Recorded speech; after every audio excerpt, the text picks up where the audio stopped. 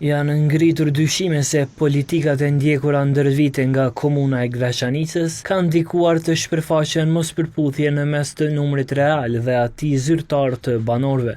Regjistrimi i fundit i popullsisë tregoi se aty janë 18.486 banorë rezident, 8.623 prej tyre shqiptar e 8.560 serb. Në zgjedhjet e 9 shkurtit, 8.300 vota u shkuan partive serbe, teksa atyre shqiptare 1.187.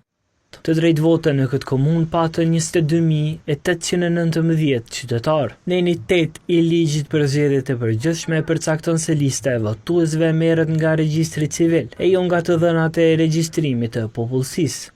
E në regjistrin civil, si qytetar të Graçanicës figurojnë 26.700 banorë.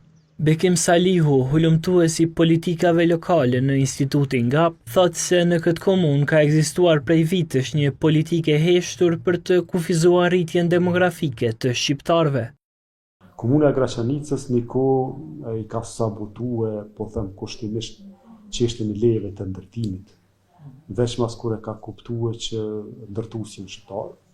Dhe po ashtu do të thotë përgjithsisht ka hezituar që të regjistrojë banorët e komunës së vetë si banorë të komunës, por i ka njoftur më shumë si banorë përkohshëm me disa terminologji cilat nuk kanë qenë as të lehtëshme e as të logjikshme.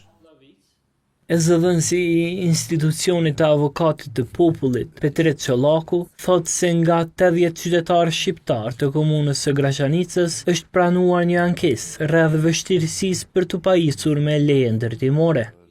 Ankesa e dytë kishte të bënte me mos lëshimin e lejeve ndërtimore nga komuna e Graçanicës, duke mos ju mundësuar atyre që të gëzojnë ato të drejtat pronësore të garantuara me ligj.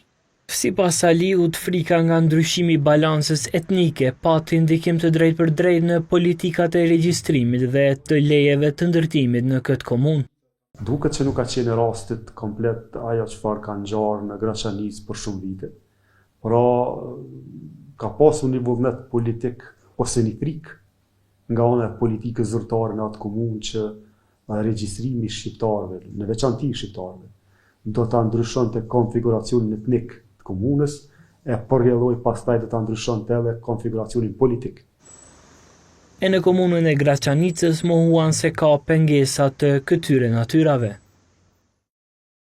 Në territorin e komunës së Graçanicës, regjistrimi i qytetarëve në regjistrin qendror kryhet në mënyrë të zakonshme dhe pa asnjë problem për sa kohë që palët kanë dokumentacionin e rregullt.